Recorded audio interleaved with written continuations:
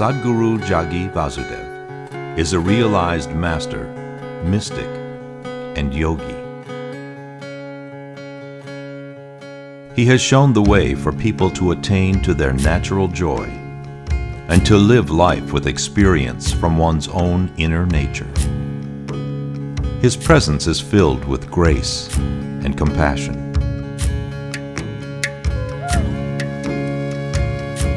Sadhguru's scientific approach towards spirituality and work towards the upliftment of humanity have received accolades worldwide.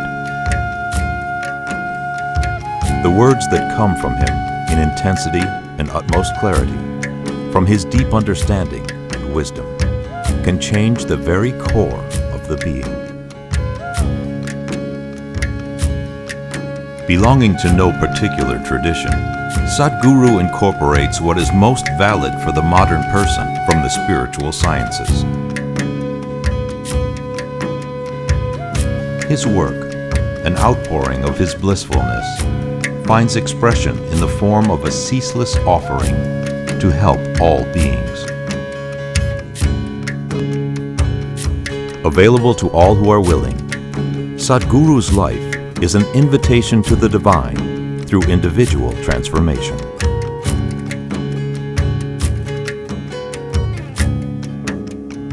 Welcome to the silent revolution of self-realization.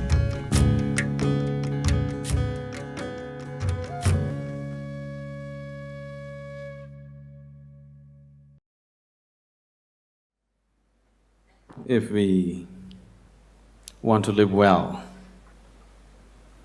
both externally and internally, how well we live here simply depends on how well we manage our surroundings and how well we manage ourselves. Fundamentally, life is management. If you don't know how to maintain your body, your mind, your emotion, your situations, your life in general, your home, your communities, nations and the world, the quality of our life is just how well we manage things with ourselves. But generally, we are thinking of management, we are applying ourselves to management only in terms of business management or industry management, or generally we are talking management only with economic situations, not life as a whole. In many ways, it's unfortunate that today the most predominant factor that rules the planet has become economics. The other aspects of life have been totally pushed to the corner. When economics rules, when economics is the only thing that we are thinking about, we will tend to become very gross and unhappy in so many ways. What I see is, we are conducting various levels of programs to very top-level executives in some big corporations in the world, major corporations in the world. What I see is people who have failed in their lives, they're suffering their failure.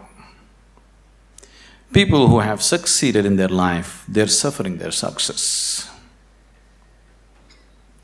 If you suffer your failure, it's okay, because failure comes easy.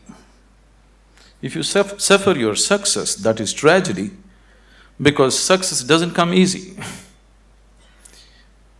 So, something that you worked for, something that you always longed for, something that you wanted to create in your life, when it happens, if you start suffering that, that's the real tragedy of life.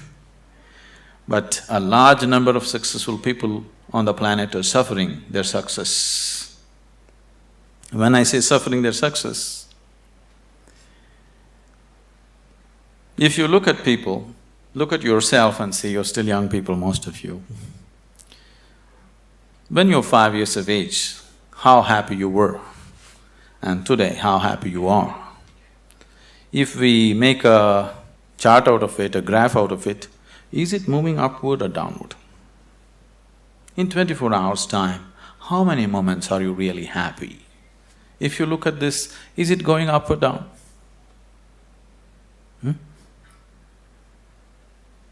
Is it going up or down?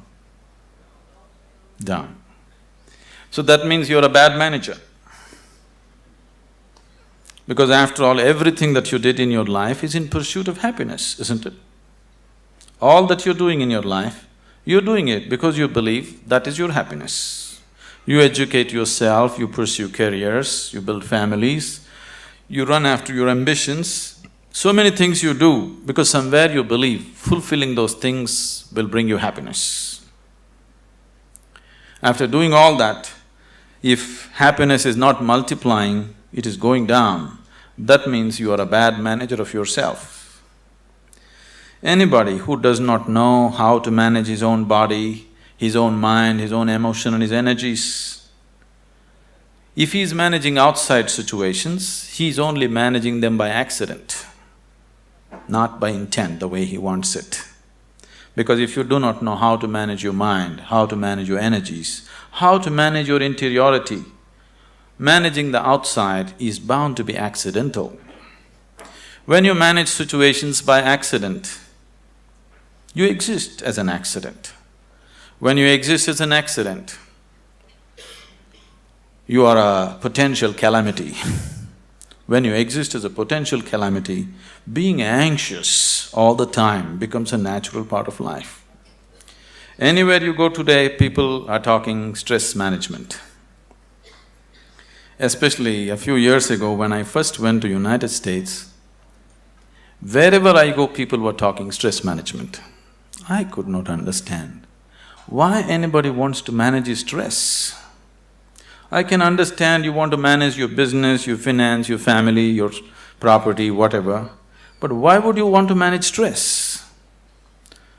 It took me a while to understand these people have come to the conclusion that there is no other way to live.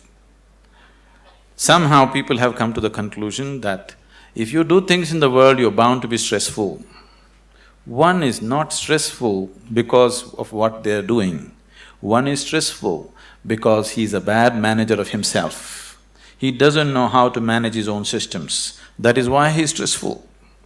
It is not the nature of the job which makes one stressful. You ask a chaparasi, he is also stressful. You ask the top executive, he is also stressful. Everybody believes their job is stressful. No job is stressful. If you have no control over your own systems, you will be stressful. Whether you do something or you don't do anything, isn't it so? See, management means… fundamentally, management means we want to decide the course of our destiny. That's management, isn't it? We don't want to live here by accident. We want to take our lives where we want to go. That's management, isn't it so? If you're managing by accident, you are not a manager. Without you, things will run better. So once you say, I'm a manager, that means somewhere you have decided that you want to go in a particular way. You want to have a certain kind of situation, both inward and outward. So everybody is a manager in his own capacity, but in different levels and different types.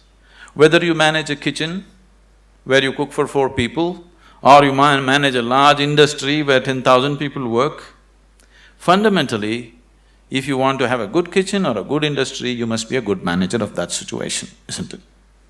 So whether you're managing a little kitchen or a large industry, if you want to manage outside situations, generally you will have to manage material and people around you. If you have to manage 10 people or 10,000 people around you, you have to manage 10 minds or 10,000 minds around you. But if you have no management over your own mind, you managing 10,000 minds is going to be a disaster. In the process of doing something, if we are destroying human beings, which is happening right now, in the process of managing a situation, the man is broken, then this kind of management is no good, because after all, every management that we do is only for human well-being.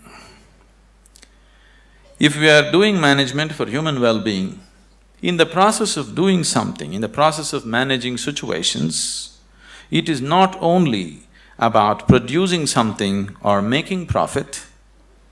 Human beings should rise to their full potential.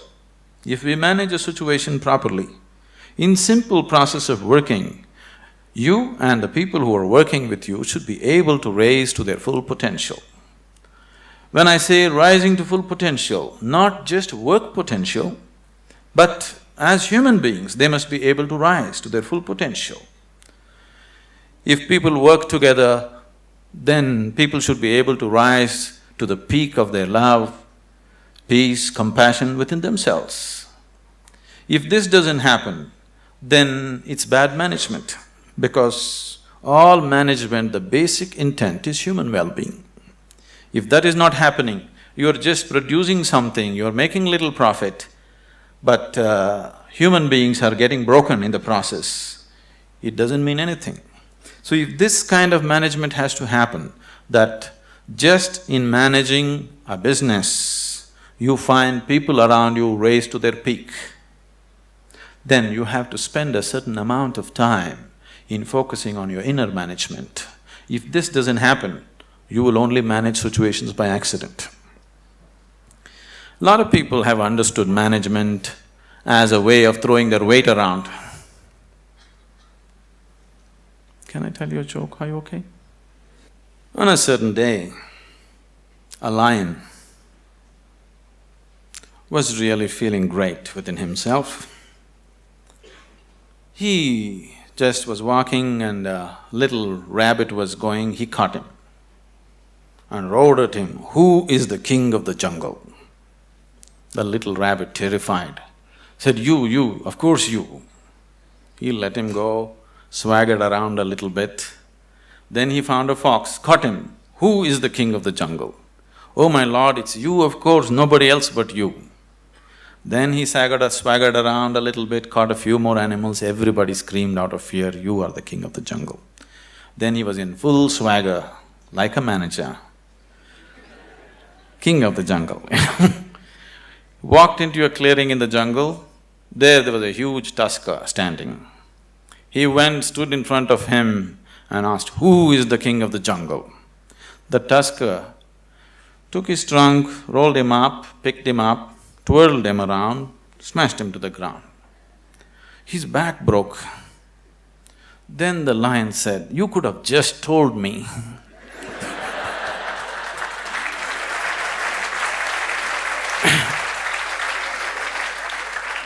But the tusker said, "You see, I had to make my point." So, a lot of people generally are thinking management means just throwing their weight around. Throwing your weight around is not management, any fool can do that.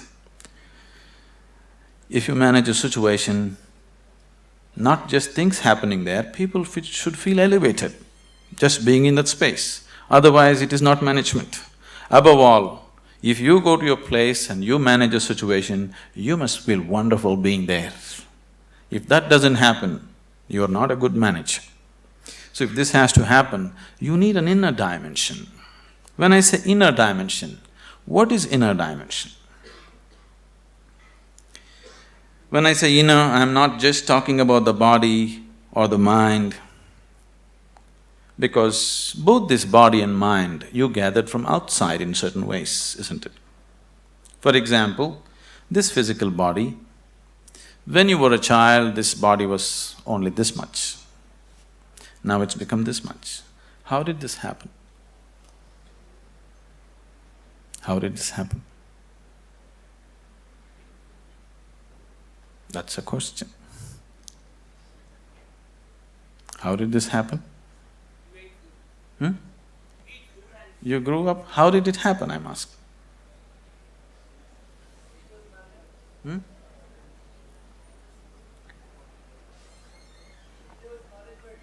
I'm sorry?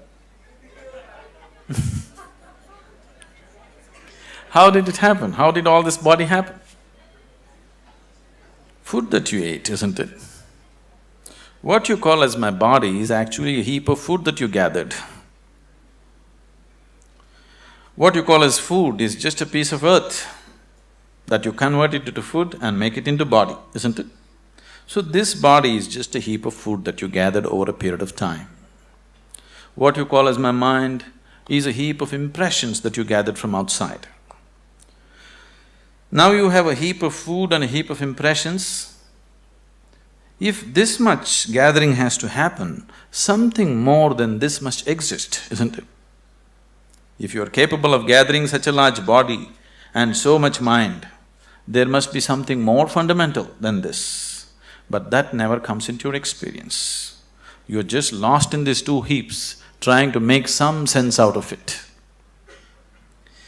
Now, as there is a science, as there is a management science for external well-being, there is a management for science for inner well-being. It is just that most of the time we have not approached it scientifically. We're just believing by doing something, somehow everything will be okay. Right now, people are thinking by educating themselves they will live happily ever after, which you will discover after some time it's not so. By getting a job, they think they're going to be happy ever after, which you will discover it is not so. By making money, you think you're going to be happy ever after, you will discover it is not so. Somebody thinks by getting married, they're going to be ever after, and they know it is not so. So, you're trying to somehow fool yourself into believing that by doing something, everything will be okay. Though repeatedly it has let you down, still you believe that something else, some other miracle will make everything okay. It'll not be okay. It once happened. On a certain day, a bull and a pheasant were grazing on the field. You know a bull? A pheasant, a bird. The bull was grazing on the grass, the pheasant was picking ticks off the bull, they're partners, Then the pheasant looked at a huge tree which was at the edge of the field and very nostalgically said, "Alas, there was a time when I could fly to the topmost branch of the tree, but today I do not have the strength even to fly to the first branch of the tree." The bull very nonchalantly said, "That's no problem. Eat a little bit of my dung every day. You will see, within a fortnight's time you will reach the top of the tree." The pheasant said, "Oh, come off it. How is that possible?" The bull said, "Really, please try and see. The whole humanity is on it. You could try too." Very hesitantly, the pheasant started pecking at the dung, and lo, on the very first day it reached the first branch of the tree. In a fortnight's time, it reached the topmost branch of the tree. It just went and sat on the topmost branch and just looking at the scenery, enjoying it. The old farmer saw a fat old pheasant on the top of the tree. He took out his shotgun and shot him off the tree. So the moral of the story is, even bullshit can get you to the top, but never lets you stay there.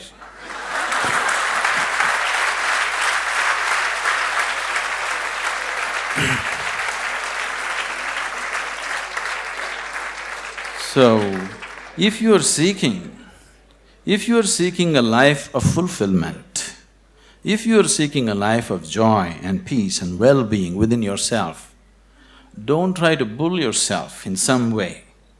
You must do the right thing, otherwise it won't work. Now that you're managers or to be managers, probably, definitely, I hope they have taught you that unless you do the right thing, it doesn't work with outside. The same goes with the inside. Unless you do the right thing, it just doesn't work. You may just bull yourself to believe that this will make me all right, that will make me all right. Yes, for a moment, but the next moment you crash. Please see, successful people, unsuccessful people, just look at their lives and see in 24 hours, how many moments are they really joyful? How many? You go on the street and see how many joyful faces do you see on the street? Very, very few, isn't it so? Yes? If you see any, usually they are young faces. Over 30 faces are all long faces. What's happened to them? For most of them, their lives have worked out far better than they ever imagined. If you look at yourself as a generation, never before another generation of people have been this comfortable and this well physically as you are right now, isn't it? Isn't it so? We are the most comfortable generation. No other generation has known these kind of comforts and conveniences. But still, are we any happier than what people were? This is simply because we did not do inner management. We just did external management, no inner management. In the process of creating what we want, the very source of our life, this planet, we're just destroying, isn't it? In pursuit of our happiness, we are just making a bonfire out of this planet, but still we are not satisfied, nor are we any more joyful than what we were 500 years ago as people were, isn't it? So somewhere we have neglected the interiority. So to turn inward, what is needed? One reason why most young people here have never made any effort to turn inward is because today, any thinking person, the moment he can read ABC, speak English and he has extra alphabets next to his name, he develops an allergy towards anything spiritual. This is not your fault.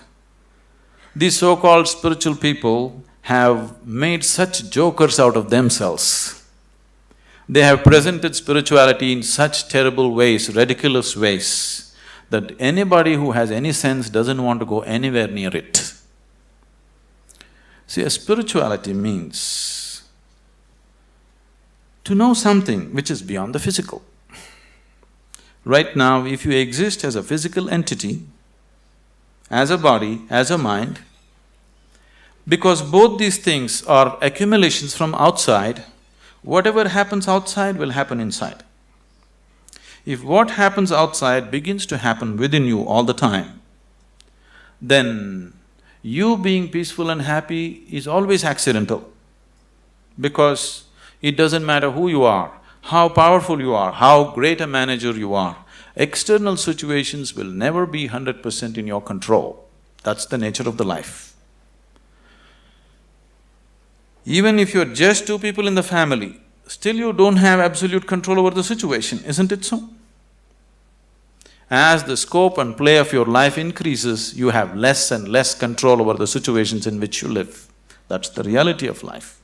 So if whatever is happening outside is happening within you, you being peaceful and happy in your life is a faraway thing, it's never going to happen.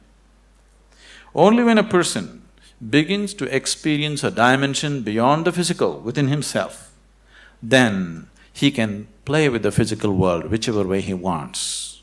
He can do the best that he can do with the outside world, but the interiority is undisturbed, always the way you want it. The outside world will not happen the way we want it 100%. At least the inner world should happen the way we want it, isn't it so? Isn't it so? The outside will never happen 100% the way we want it. That's the reality of life. But at least this one should happen the way we want it. If this is also not happening the way you want it, if your body, if your mind, if your emotions, if your energies are not functioning the way you want it, then this is the worst kind of slavery, because somebody else decides what should happen within you. If somebody else decides what should happen around you, that itself you call it slavery, isn't it so? Yes? Are we in talking terms or no? Oh, that's fine. If somebody decides what should happen around you, that itself you call as slavery. But if someone decides what should happen within you, is it not a more horrible way of being a slave?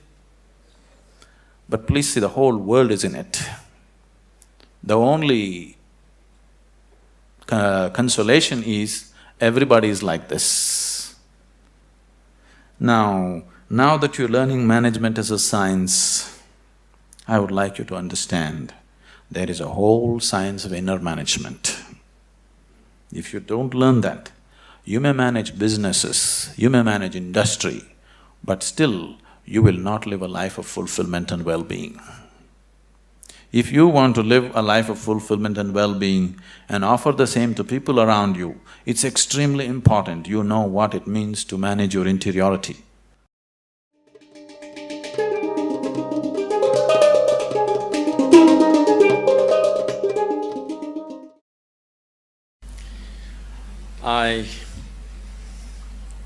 I really don't know how you feel today going out of probably the last step of your education, or at least one step of your education, a major step of your education. Because when I studied in the university, I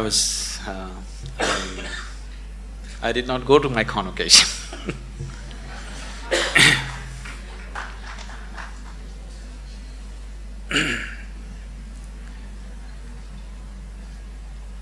Somewhere, right from my childhood. Are you okay for a story?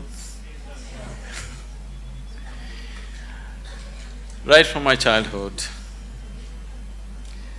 the education that I received, though they sent me to the best possible schools around, it didn't mean anything to me because my sense of listening and looking at people was such. When the teachers were talking whatever, chemistry, biology or mathematics,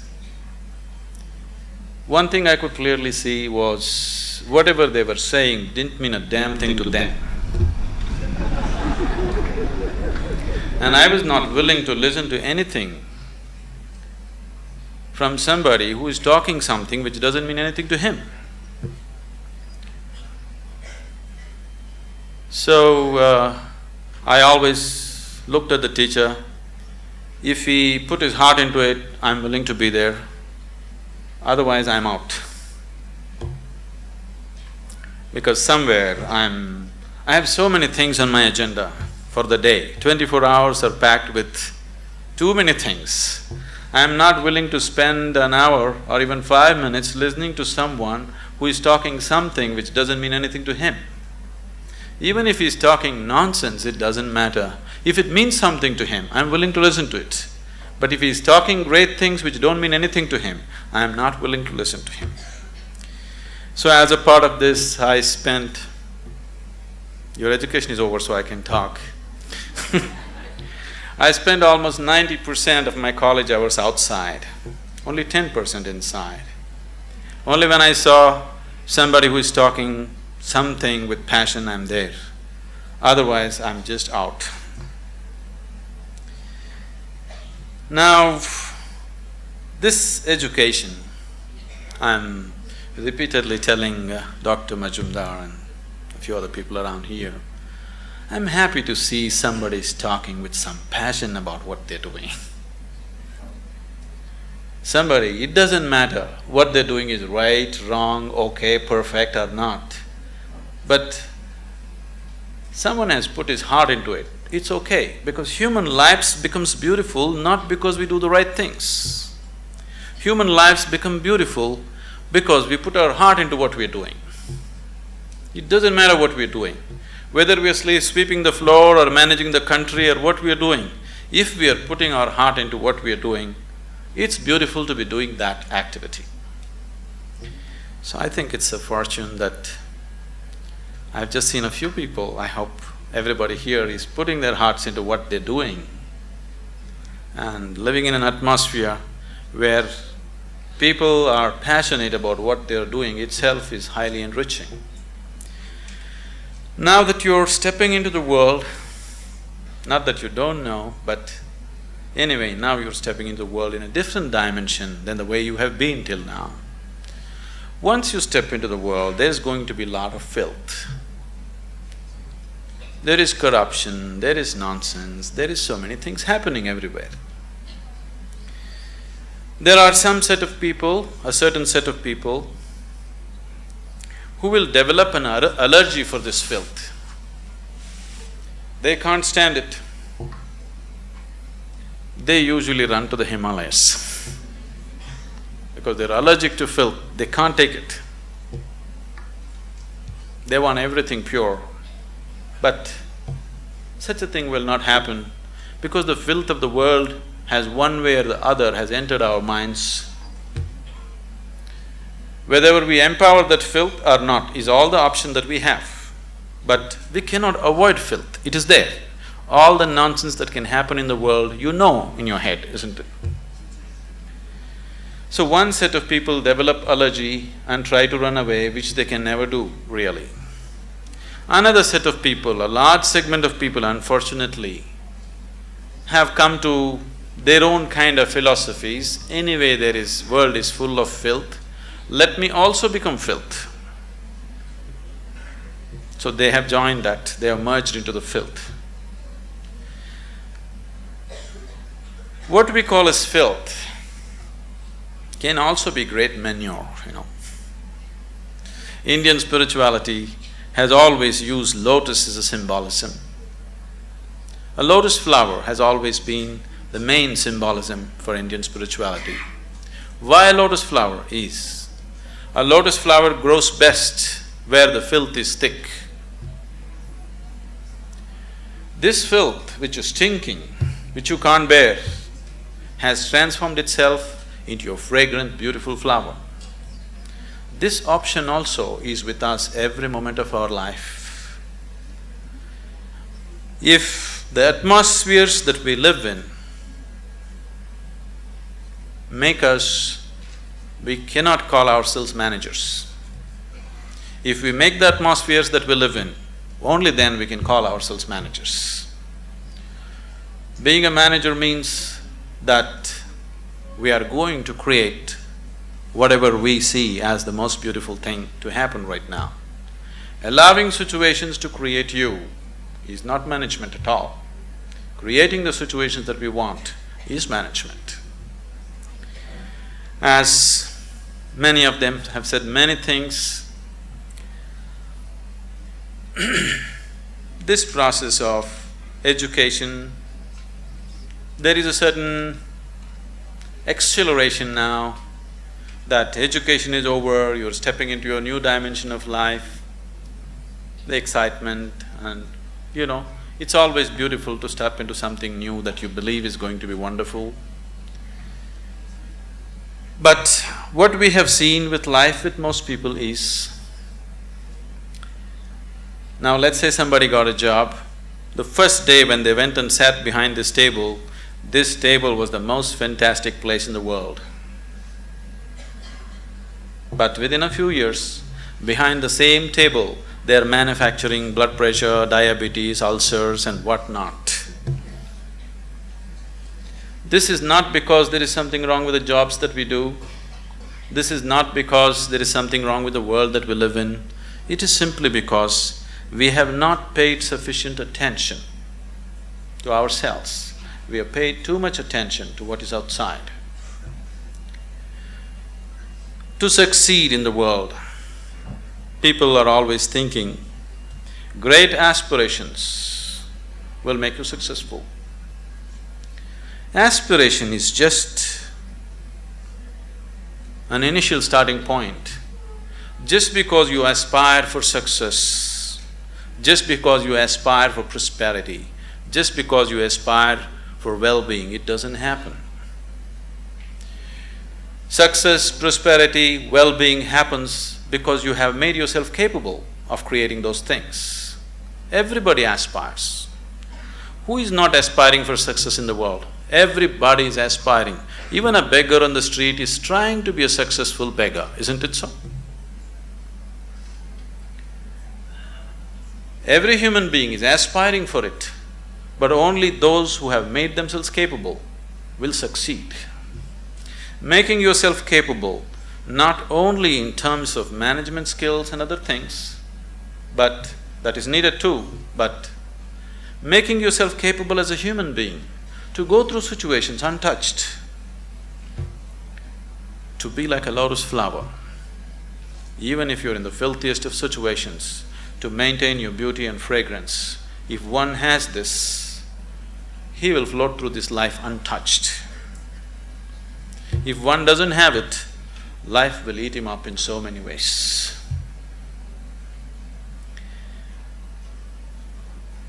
It's my wish and my blessing that this new set of managers will manage this world, this country, this community, and the business and commerce, which is part of our existence today in the world, in a much better way than the previous generations of people have done.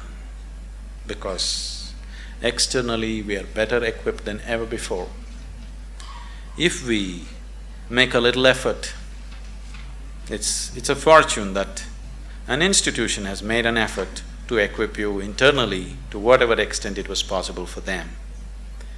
If you equip yourself for internal management also, I'm sure that this group of people and many more who will pass out of this institution should definitely manage this world, this nation and the communities much, much better than the way it's been done till now. When it comes to management, there's no such thing as perfect management. It is just that if people give themselves absolutely to what they're doing, things will happen. Right now, the Isha Foundation, Dr. Karthikeyan, after seeing what's happening there, that's how he's been into this. It is run by all young people, the whole foundation. We have hundreds of centers in India and outside the country. Everything is managed by very young people. People who have been with us for 14, 15 years, they are just in their early 30s now. Very, very young people. No senior people, no experienced people, just young people, raw hands. I took this as a challenge to make it happen through them, not using any kind of experience. I'm not against experience, I'm not against that, but I wanted to make a statement that incredible things can be done, not because we know how to do it. Incredible things can be done simply because we are committed that we want it to happen, that's all. Today, this has grown into a voluntary organization with over 200,000 active volunteers around the world. And we have taken enormous projects of social significance. All these things are handled by volunteers. They're not paid for it, they spend from their own pockets and do things. And you need to understand, managing these people, managing volunteers is much more difficult than managing paid employees, because you can't fire them. You can never fire them for inefficiency or indiscipline or whatever, because they're there on a voluntary basis. So, people who manage these situations, very young people without any qualifications, they are such fantastic managers of people. The way they manage the situations, the way they conduct thousands of people has set such a exemplary example in the community there. I would take this opportunity someday that when it's possible you visit Isha Yoga Center as to how things are managed, so simply, because management doesn't come… I know you need to learn about finance, this, that, banking and those kind of things, but fundamentally management is your ability to be capable of inspiring people to do their best. And that's all we can do. If everybody around us are doing their best, that's the best possible management that can happen. So this is not going to come with manipulation, this is only going to come with dedication, this is only going to come with love, this is only going to come because you are willing to give yourself 100% to the person who is next to you at that moment. Oh, is all this possible? Is it not all utopian? You think this is the reality in the corporate sector? I'm telling you, we are working in the prisons, we are working in rural areas, we are working with major corporations in the world. It doesn't matter what kind of person you meet. If you just learn to touch the core of his humanity, then you see every human being is willing to do his best for you, always. If you just learn how to touch the very core of a human being who is around you right now, you will see everybody is willing to lay their lives down for you. Only if people around you love you and they want to do the best for you, you will not get ulcers doing management. If people around you are trying to pull you down, you will anyway get ulcers trying to manage situations. Isn't it so? If you do not create the people who truly love us and wanting to give their best, then management is going to be a pain. Management is going to be a huge suffering. Only when people around us really want to do the best for you, only then management can happen wonderfully.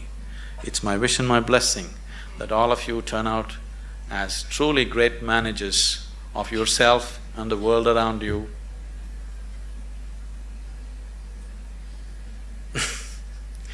Our lives become beautiful not because of what we do. Our lives becomes beautiful simply because we have included everybody around us as a part of our dream of well-being. I hope all of you become truly successful and well. In whatever way, with inner technologies, if you need any help, we are always available to you. It's been a joy to be here in this institution. I've been to any number of colleges. People are the same, but creating an institution with some sense of commitment for inner well-being in today's world is… I'm too happy. Thank you.